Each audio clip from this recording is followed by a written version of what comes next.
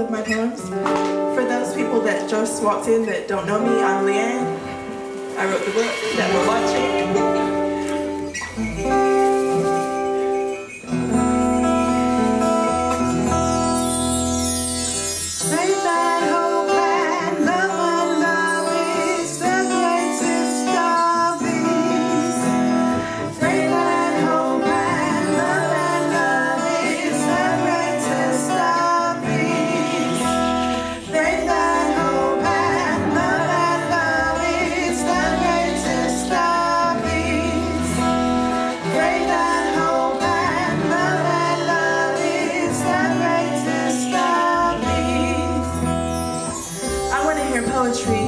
About love. I know it's very girly of me, but I want to hear love poems. I understand that I'm supposed to be a poet or something, which means that I'm supposed to be deep or something, which means that everything always has to be so relevant. But sometimes I just want to hear love poems. I want to hear a poem that makes me feel whatever the opposite of loneliness is. I want to hear a poem that says I felt small and ridiculous too. I want to hear a poem that I would have written my damn self if I didn't always have a broken heart. I want to hear love poems. I want to hear a love poem that makes no excuses for being a love poem, because I have this theory, as corny as it sounds, that love is all we need. And it seems to me that my very poor attempts at militant activist poetry could be counterbalanced by my much stronger love poems.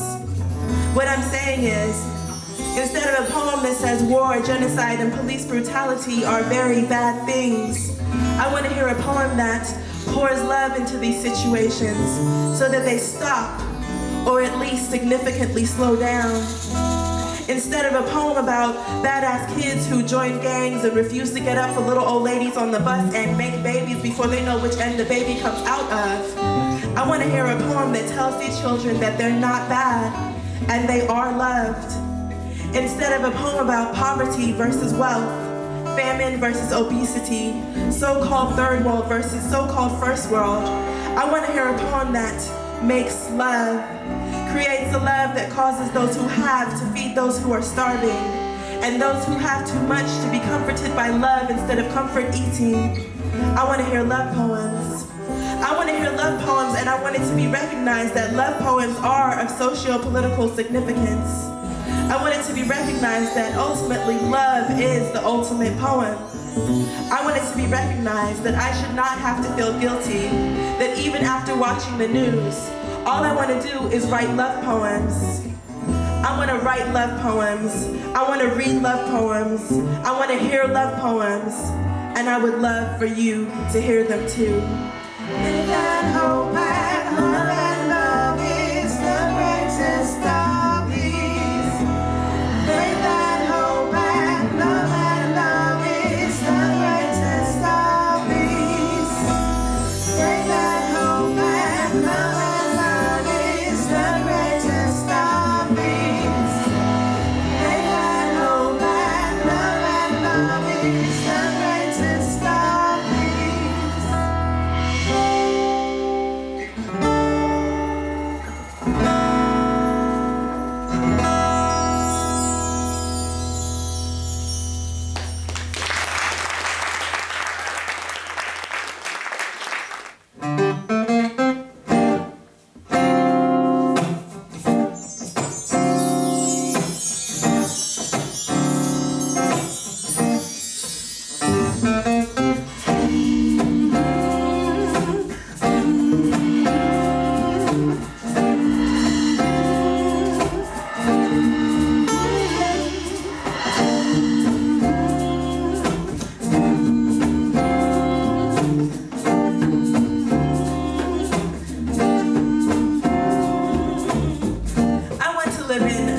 Movie, but instead of the quirky brunette heroine with her hair cut in a bob, it will be me, with my locks ever swept up in swaths of green shaded fabrics, and I will live in a quaint little flat with mismatched furniture and leaky pipes, and I will become familiar with the staff at the cafe downstairs and across the narrow street where I will daily order coffee for breakfast. in a perfect accent, which resembles me speaking English with French subtitles.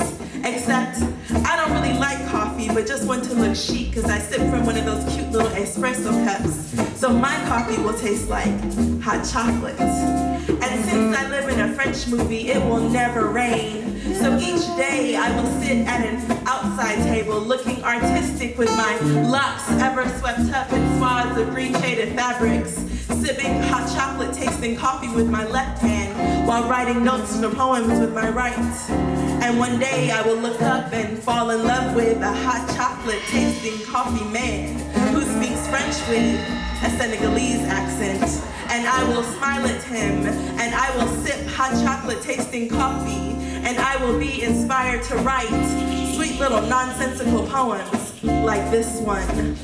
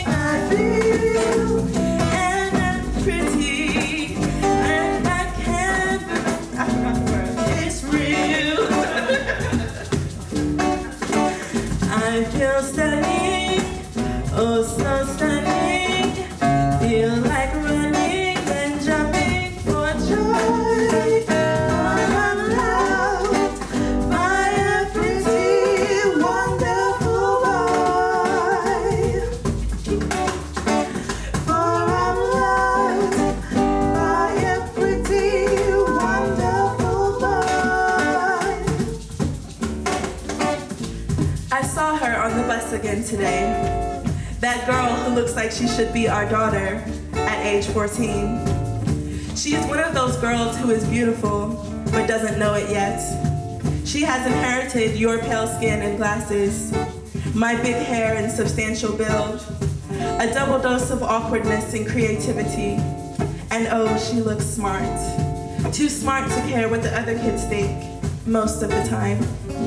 She looked a little morose this morning, but I know she will be fine, because you are the father of this girl who is half of you and half of me. And when she gets home from school today, you will tell her how beautiful she is, and she will believe you, because you're good at stuff like that. I feel